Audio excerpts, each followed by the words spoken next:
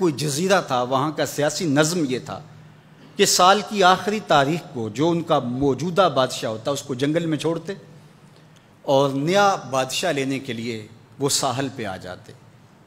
جو پہلا شخص ساحل پہ اترتا اس کو اپنا حکمران مان لیتے، جو بھی حکمران بن جاتا وہ خوش ہو جاتا، حالانکہ اس کو بتا دیتے کہ ایک سال کے لیے تجھے منتخب کیا ہے، سال کی آخری تاریخ کو تخت سے اٹھائیں گے، باندھیں گے، جکڑیں گے، اور اسی جزیرے کے دوسرے کنارے ایک جنگل ہے جہاں خاردار جھاڑیاں اور موذی جانور ہیں، وہاں تجھے پھینک دیں گے۔ وہ بھول جاتا، کہتا دیکھی جائے گی۔ اور سال کی آخری تاریخ جب وہ رسیاں اور زنجیریں لے کے آتے تو وہ پریشان ہو جاتا کہ آنکھ جھپکنے میں سال گزر گیا، پتہ ہی نہیں چلا۔ پھر روتا ہوا چیختا ہوا اس جنگل میں جاتا اور لوگ اس کو چھوڑ کے آ جاتے اور درندوں کا رزق بن جاتا، اور جو بھی آتا اس نے کبھی انکار نہیں کیا تھا۔ پہلی بار ایسا ہوا کہ جس شخص کو انہوں نے ہار ڈالے، گارڈ آف آنر دیا، تعظیم تکریم دی، سیلوٹ کیا، اس نے کہا یہ سب کیا ہے؟ کہا کہ آج کے بعد تو ہمارا حکمران ہے۔ کہا میں تو امور سلطنت نہیں جانتا، میں تو تاجر آدمی ہوں، چیزیں بیچنے آیا ہوں۔ کہا کہ ہمارا اصول یہی ہے کہ سال کی پہلی تاریخ کو پہلا شخص جو جزیرے پہ قدم رکھتا ہے وہ ہمارا حکمران ہوتا ہے۔ اس نے کہا میں تو امور سلطنت کو نہیں جانتا، تو یہ کس طرح ذمہ داری قبول کر سکتا ہوں؟ انہوں نے کہا کہ تمہیں کرنا ہوگی، اس کے علاوہ کوئی راستہ نہیں ہے، ہمارا یہ قانون ہے، ضابطہ ہے، اور یہ بھی بتا دیں کہ سال کی آخری تاریخ کو تجھے اسی جنگل کے دوسرے کنارے چھوڑائیں گے جہاں موذی جانوروں کا رین بسیرا ہے۔ تو اس نے کہا اگر انجام اتنا دردناک اور خطرناک ہے پھر تو میں بالکل جانے کے لیے تیار نہیں ہوں۔ تو انہوں نے کہا تو چاہے نہ چاہے باندھ کے بھی تخت پہ بٹھانا پڑا تمہیں بٹھائیں گے۔ اس نے کہا اچھا مجھے یہ بتاؤ کہ سال بعد میری بات مانو گے یا نہیں؟ اس نے کہا کہ ہاں، قانون میں تو ترمیم نہیں کر پائے گا، لیکن یہ ہوگا کہ تیرے انتظامی حکم ہم ماننے پہ مجبور ہوں گے۔ اس نے کہا ٹھیک ہے، میں تمہارا حکمران بننے کے لیے تیار ہوں۔ رومی بولتے ہیں کہ جب بھی کوئی شخص تخت نشین ہوتا تو وہ بھول جاتا کہ میرے 7 سال کی آخری تاریخ میں کیا ہونے والا ہے۔ وہ عیش و عشرت کرتا اور یوں وقت گزارتا، سال کی آخری تاریخ آنکھ جھپکنے میں آ جاتی۔ لیکن یہ پہلا شخص تھا، تخت نشین ہوتے اس نے پہلا حکم نامہ جاری یہ کیا کہ کمانڈوز بلائے جائیں۔ بلائے گئے، کہا اس جنگل میں چلے جاؤ جہاں تم بادشاہوں کو پھینک کے آتے ہو اور وہاں کے موذی جانور کاٹ ڈالو۔ پھر بلدیہ کے ملازمین بلائے، کہا جاؤ جا کے وہاں کی جھاڑیاں کاٹو۔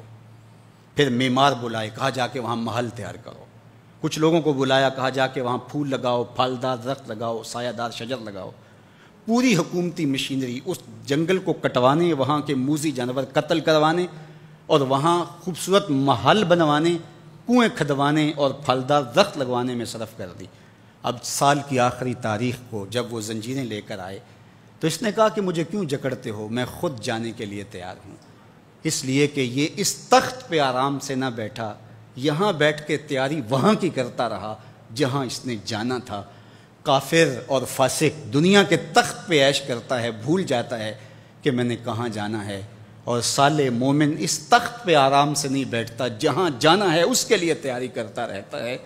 اور جب جنازہ اٹھتا ہے تو وہ کہتا ہے اجلوا بی ولا تؤخروا بی، دیر نہ کرو، مجھے جلدی لے جاؤ، میرا تو وہاں انتظار ہو رہا ہے۔ اور پھر جب وہ وہاں پہنچتا ہے تو القبر روضۃ من ریاض الجنہ، وہ جنت کے باغوں میں سے باغ بن چکی ہوتی ہے۔ وہ سارے تھور، ساری جھاڑیاں، ساری آگ اور وہاں کے سارے بھڑکتے ہوئے شعلے بجھا چکا ہوتا ہے، اپنے اعمال کے لشکر بھیج کے۔ ہم نے دیکھنا ہے کہ ہم یہاں آخرت کے لیے کچھ بھیج رہے ہیں کہ یہیں سب کچھ لٹا رہے ہیں۔ دنیا کے مختلف ممالک میں جانا ہوتا ہے۔ تو ایک دفعہ میں اٹلی گیا تو وہاں ایک شہر میں مجھے کچھ دوست لے گئے، تو وہ چھوٹا سا گھر تھا، تو 20 سے 30 لوگ وہاں رہ رہے تھے۔ تو میں بڑا حیرت زدہ ہوا، تو میں نے کہا کہ آپ یہاں تنگ سی جگہ پہ 20-25 لوگ رہ رہے ہیں تو اتنی مشکل میں کیوں رہ رہے ہیں؟ تو کوئی بڑا سا گھر خرید لیں، آسودہ رہیں۔ تو انہوں نے کہا کہ جناب آپ ہمارے علاقے میں جا کے دیکھیں، 5-5 کنال کے گھر ہم نے وہاں شروع کیے ہیں۔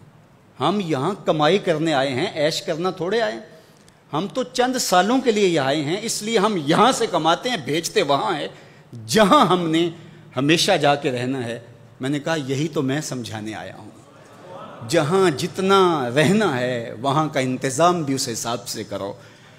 حضور نے فرمایا کن فی الدنیا کأنک غریب او عابر السبیل، دنیا میں ایسے رہو جس طرح مسافر اجنبی رہتا ہے۔